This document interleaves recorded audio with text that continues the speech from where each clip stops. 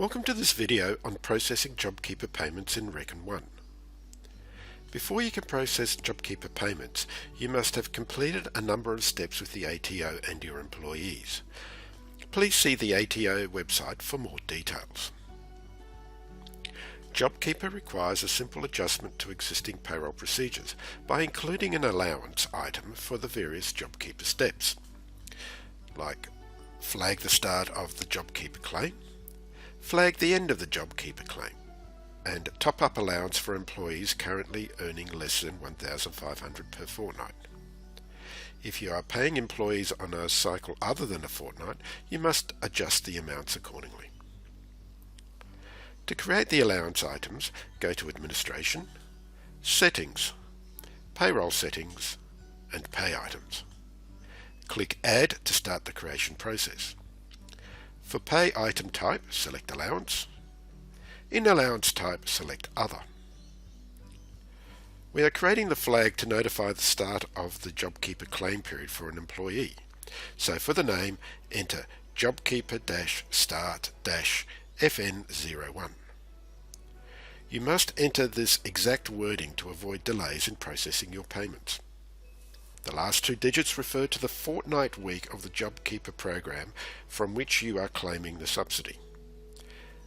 A full list of fortnight numbers and correct titles of the allowance name can be found on the Reckon 1 Help Centre. Open your browser and search for Reckon JobKeeper. You may need to create a number of similar allowance items if you start claiming at different times in the program for different employees. Enter a description, like flag start of JobKeeper claim for fortnight 1. In expense account, select your normal payroll allowances account. If you do not have one, you can create it. Calculation basis can be left on quantity. Leave default rate and limit fields blank. Ensure tax applicable is gross payments, and tick Show as Allowance on Payment Summary. Click Save and Next. We can now create the allowance to flag the end of the JobKeeper claim period. In the name field, enter JobKeeper-finish-FN and the number of the fortnight. In the description field, add flag end of JobKeeper claim in fortnight number, and complete the rest of the form. Click Save and Next. These start and finish flag allowances will be used just once for each employee, at the start of the claim period and then again at the end of the claiming period. Now we can create the top-up allowance that will be used for employees who are currently earning less than $1,500 per fortnight. In the name field, enter JobKeeper-top-up. Enter the description, like top-up of normal pay to JobKeeper. Select the allowances ledger account for expense account. The pay rate basis will be quantity. Default rate and limit remain blank. Tax applicable is gross payments, and tick Show as Allowance on Payment Summary. Click Save and Close. You are now ready to give your employees a JobKeeper subsidy. For employees earning less than $1,500 per fortnight, add the top-up allowance to their pay record.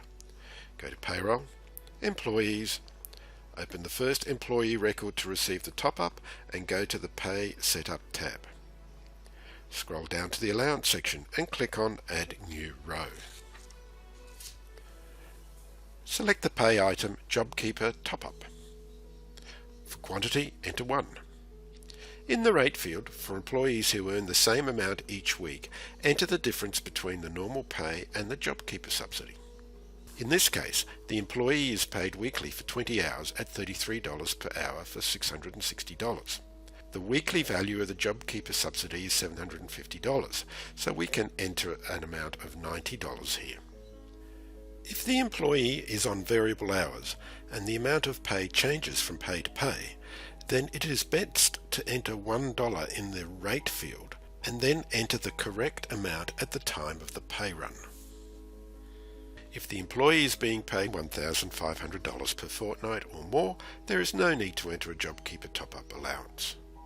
Repeat the step for each employee you are claiming and has an existing pay of less than $1,500 per fortnight.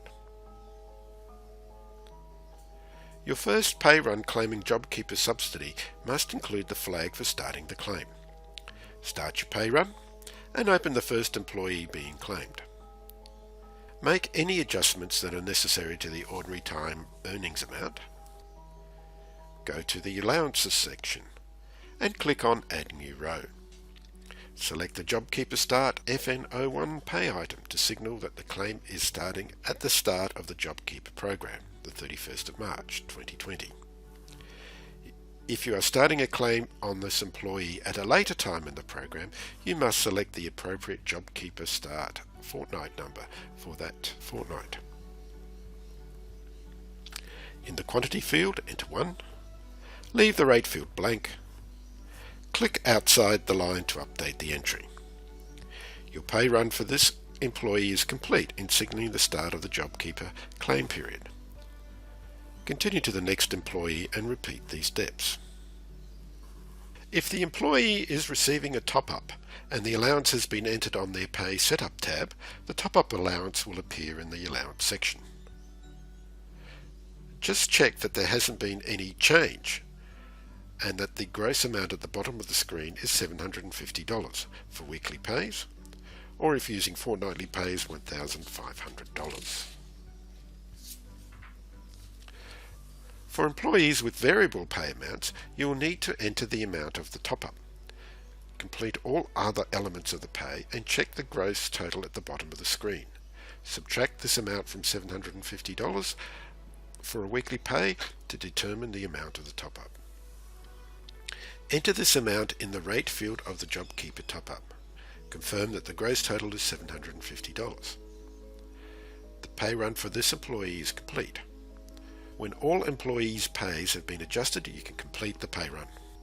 When an employee no longer qualifies for the JobKeeper payment, you need to flag the end of the claiming period for this employee. You may need to create the appropriate flag with a reference to the fortnight number. When you do the pay run, add this allowance to this employee's pay. When the JobKeeper program finishes, you will not be required to send through a finished flag for the remaining employees of the program. Thanks for watching this video, and if you have any questions, go to help.reckon.com or go to reckon.com/support.